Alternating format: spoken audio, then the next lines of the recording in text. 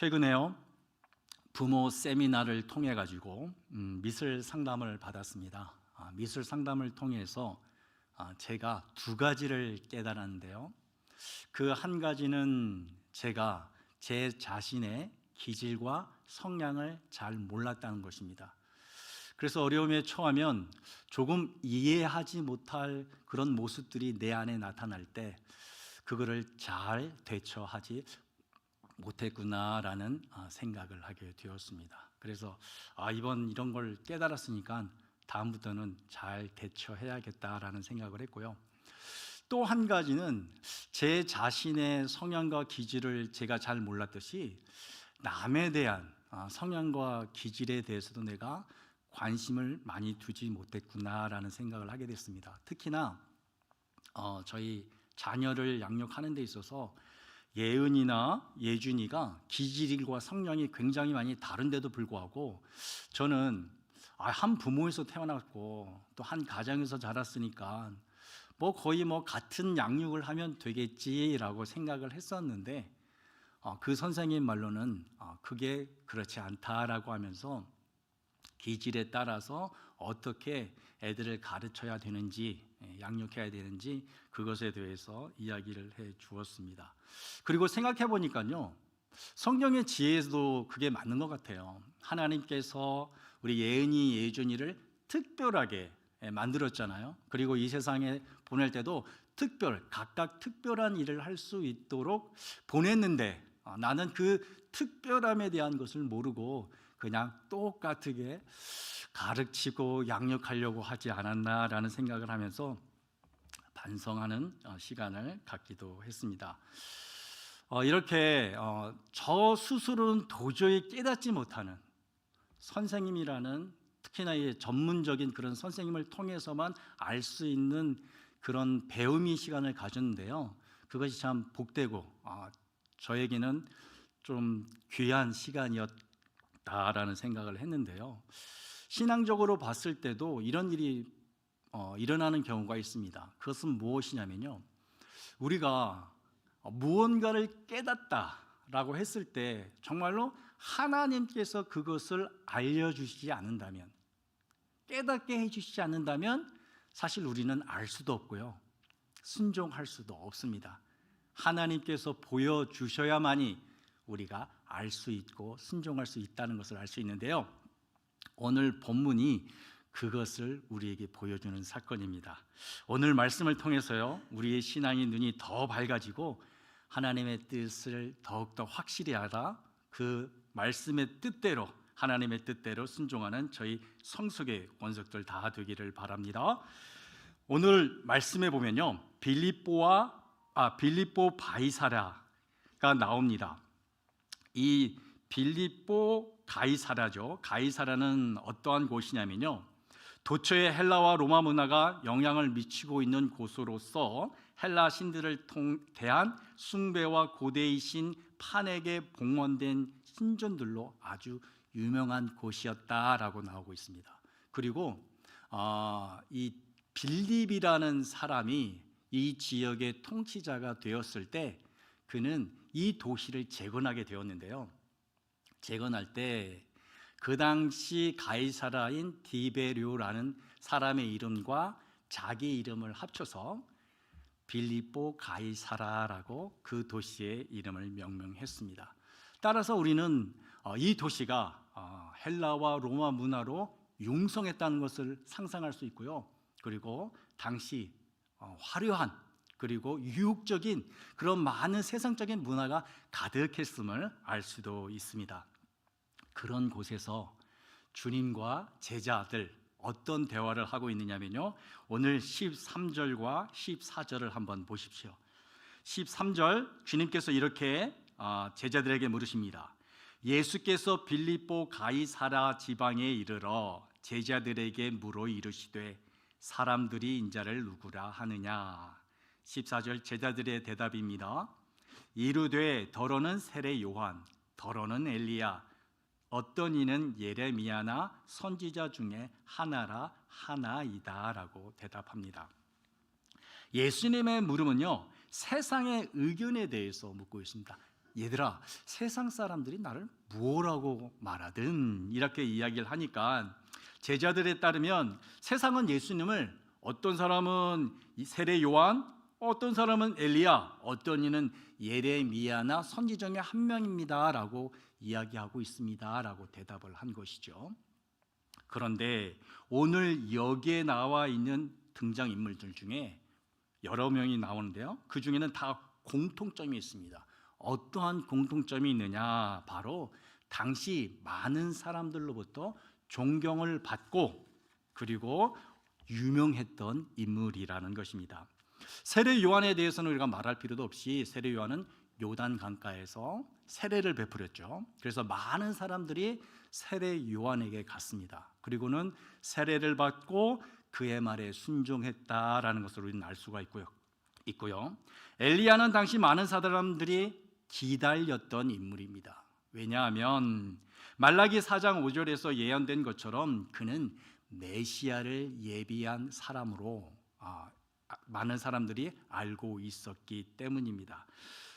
그러기에 많은 사람은 엘리야를 기다렸죠. 그리고 예레미야는 유대 전설에 따르면요, 엘리야처럼 불사의 인물이었습니다. 그러므로 예레미야 역시 하늘로 올라간 엘리야처럼 죽지 않았고 하늘로 취함을 받았다고 여겨졌기에 당시 엘리야와 같은 선지자로 여겨졌다는 것입니다. 이처럼 당시 세상 사람들은 예수님을 이와 같은 유명한 사람으로, 그렇게 그런 관점으로 예수님을 보았다라는 거죠.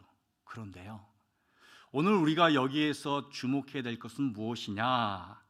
이 글을 쓴 저자 마태는요, 13절, 14절에 이 예수님과 제자들의 대화를 소개하면서 무엇을 우리에게 이야기하고자 하느냐? 종교도 세상의 화려함과 그리고 권력을 쫓아갈 수 있다라는 겁니다.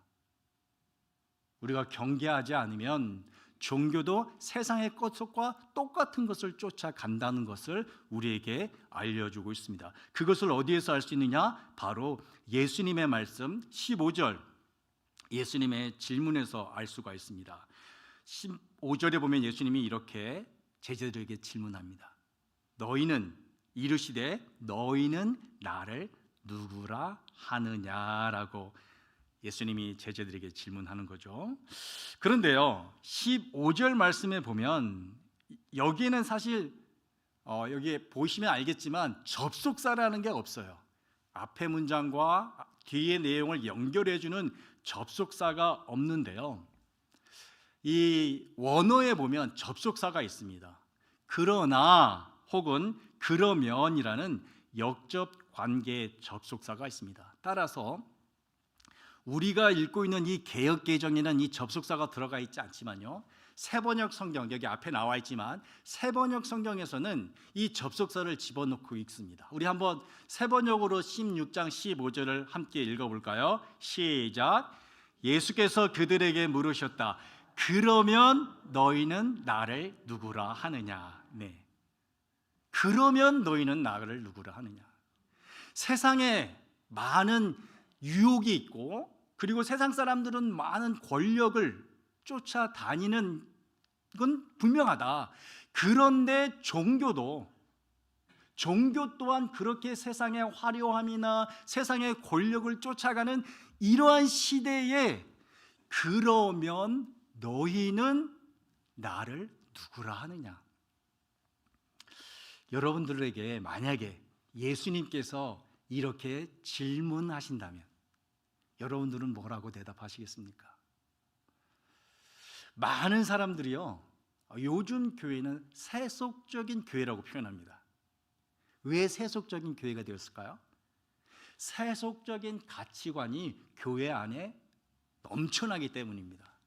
성경적인 가치관이 아니라, 성경의 말씀이 아니라 세속적인 가치관, 세속적인 생각들로 넘쳐나기 때문에 요즘 교회를 세속적인 교회가 되었다라고 얘기하는 거죠.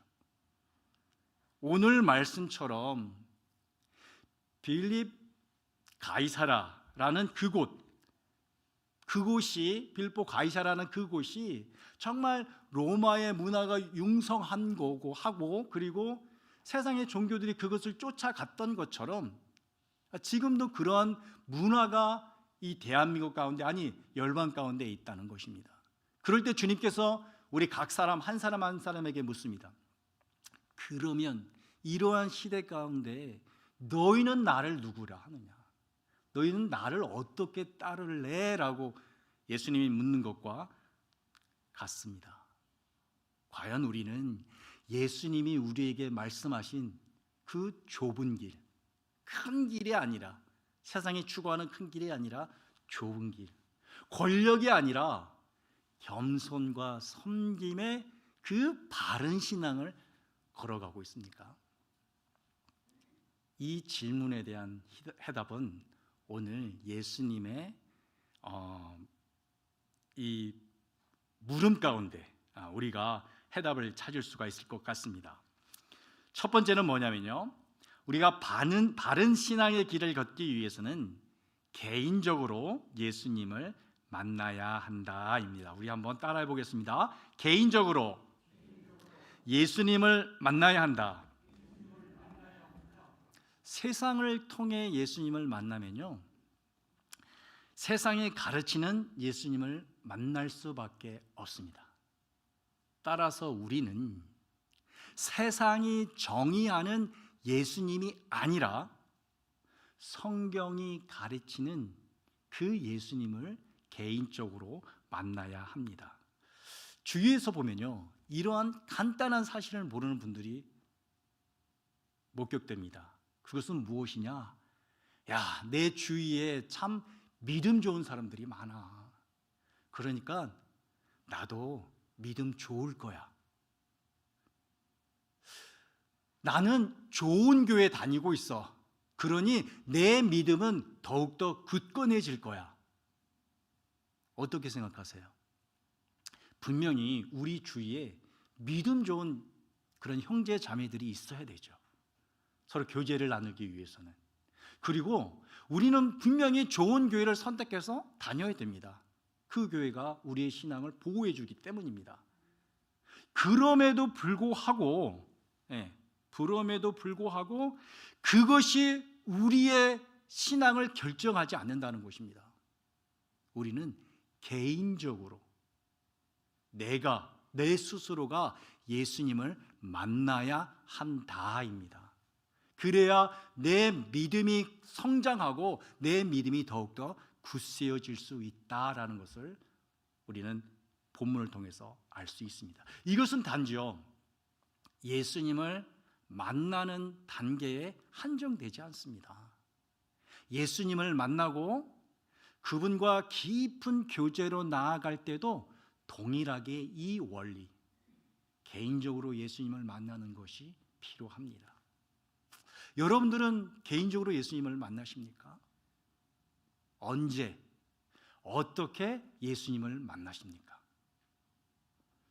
우리 바울의 예를 한번 볼까요?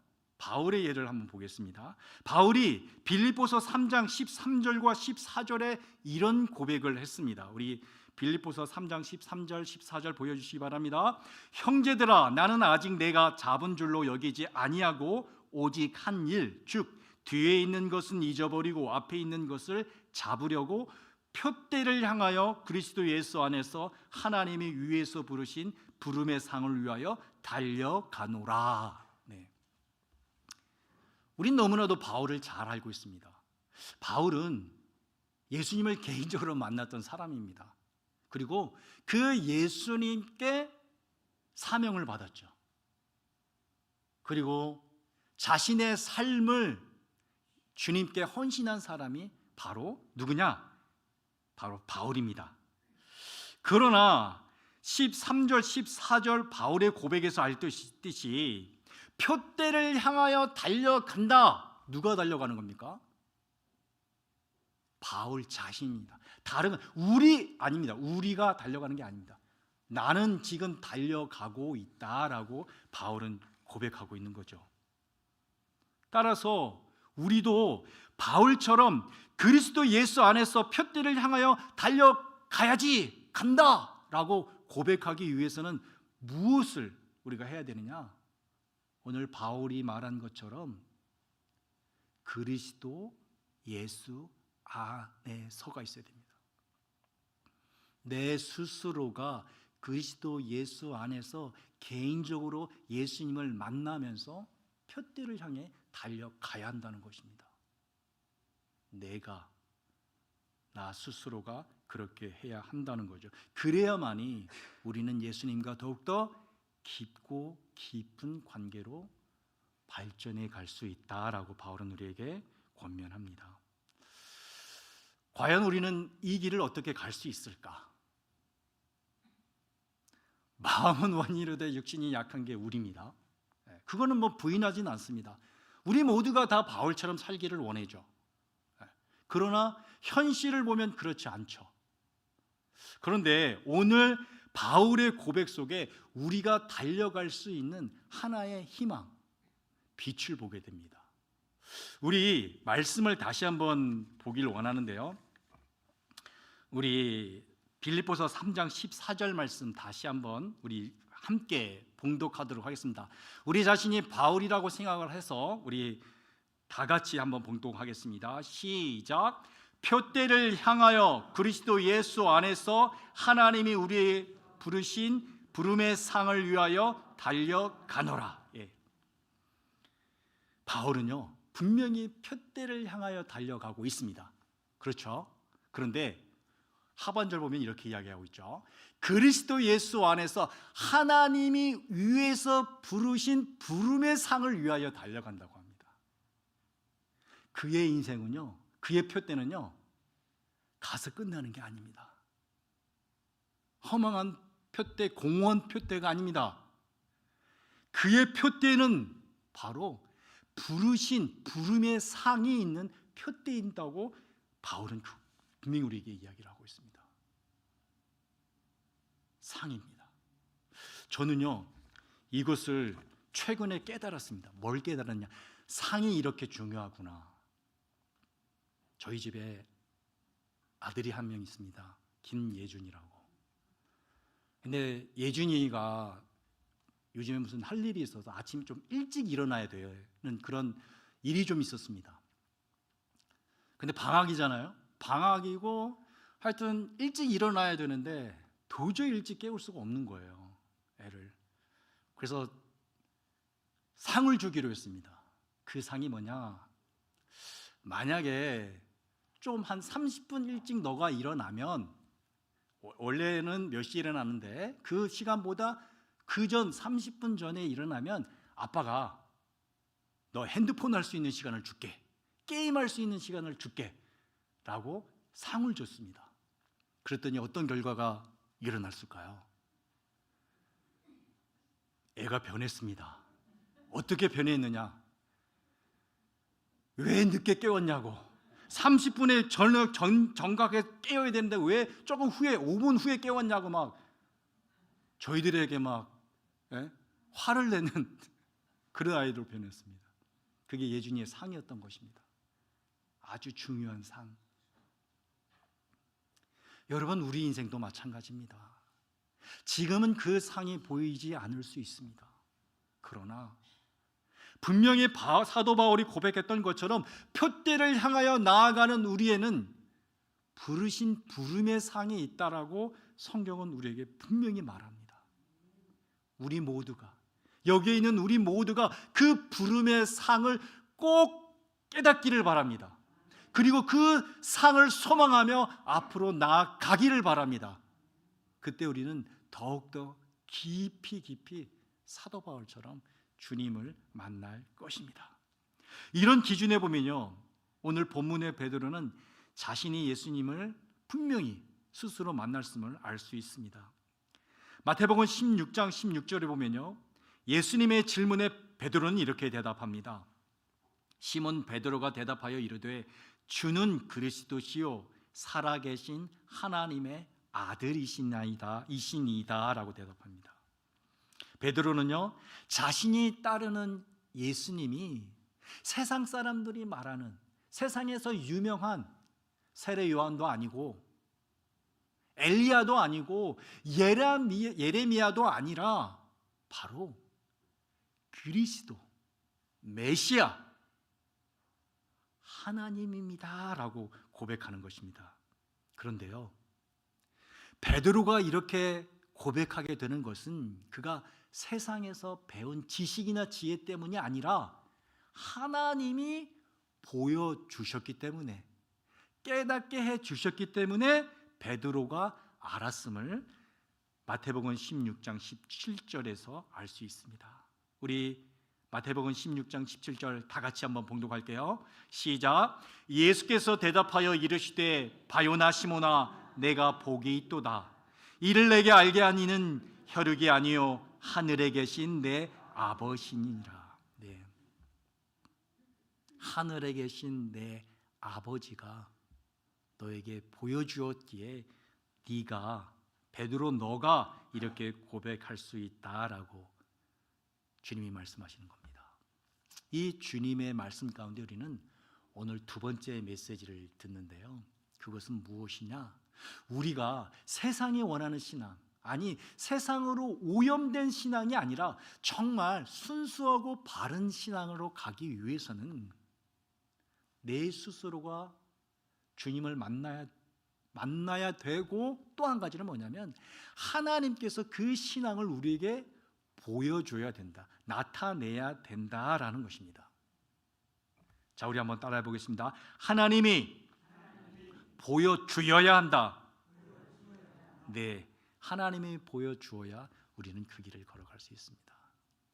어떤 성도님이 이런 이야기를 하는 것을 들었습니다.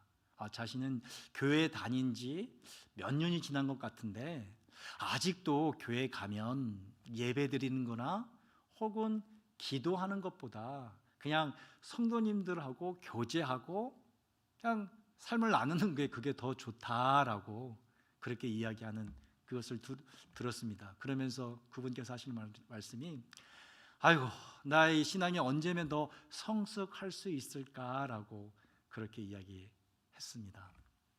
그 분의 이야기를 들으면서 그것은 단지 그분의 고백뿐만 아니라 우리 모두의 고백일 것이다 라는 생각합니다. 왜냐하면요, 우리도 정말 주님과 더 가까이 가기를 원합니다. 사모합니다. 그러나 우리의 삶은 더 육신 것을 원하고 또한 관심을 갖고 즐기는 우리의 모습을 우리가 볼 때가 있죠. 그러면 우리는 어떻습니까? 그런 모습을 볼 때마다 낙심이 되곤 합니다. 여러분, 이럴 때 과연 여러분들은 어떻게 우리의 신앙을 다시금 주님 앞으로 나아갈 수 있도록 힘을 내십니까? 오늘 마태복음 16장 17절은요 우리에게 그것에 대한 깊은 가르침을 알려줍니다. 다시 한번 제가 마태복음 16장 17절 말씀을 봉독하겠습니다. 예수께서 대답하여 이르시되 바요나 시모나 내가 복이 있도다. 이를 내게 알게 한 이는 혈육이 아니요 하늘에 계신 내 아버지시니라. 아멘. 주님께서는 베드로에게 복이 있다고 말씀하십니다. 그리고 그 복에 대해서 구체적으로 17절 이후에 18절, 19절에 이렇게 이야기를 하십니다. 그런데요, 이 신학자들 보면 이 18절 그리고 19절에 대해서 여러 가지 해석을 내놓습니다. 여러 가지의 논란도 있고요, 해석에 대한 논란도 있고. 그러나요, 이런 논란 가운데도 확실한 것은 있습니다. 그게 뭐냐? 바로 베드로가 복을 받았다라는 것입니다. 베드로가 복을 받았다. 어떻게 복을 받았습니까? 하나님께서 그로 하여금 예수 그리스도를 알게 해주셨다. 그리고 그 예수 그리스도를 아는 것이 바로 복이다라는 것이 오늘 17절에 우리에게 가르쳐주는 말씀입니다. 따라서 우리는 이런 결론을 내릴 수 있습니다. 하나님이 우리에게 보여주실 때만 우리가 예수님을 알 수 있고요, 바른 신앙의 길을 걸을 수 있으며, 이것이 곧 무엇이냐? 바로 우리의 복이다라는 것입니다. 여러분은 베드로가 걸어간 바울의 바른 신앙의 길을 걸어가고 있습니까? 그러려면요, 일단은 하나님이 보여주셔야 돼요. 하나님이 알려주셔야 돼요. 그래야 그것을 듣고 걸어가는 때 우리는 바른 신앙의 길, 온전한 신앙의 길, 오염되지 않은 신앙의 길, 그 길을 걸어갈 수 있습니다. 이렇게 결론을 내면요, 이렇게 질문을 하죠. 그러면 하나님께서 보여주실 때까지 우리는 과연 뭘 해야 되나? 그렇죠?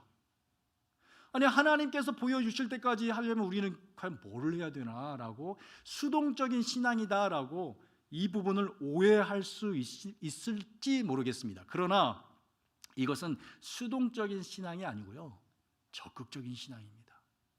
왜 이것이 적극적인 신앙인지 우리는요, 바울의 권면을 통해서 알 수 있는데요, 여러분들이 너무나도 잘 아는 말씀입니다. 로마서 8장 5절과 6절 말씀을 한번 보겠습니다. 우리 한번 다 같이 봉독하겠습니다. 시작. 육신을 따르는 자는 육신의 일을, 영을 따르는 자는 영의 일을 생각하나니 육신의 생각은 사망이요 영의 생각은 생명과 평안이니라. 아멘. 네. 바른 신앙은요, 우리를 사망이 아니라 어디로 인도하냐면 생명과 평안으로 인도합니다.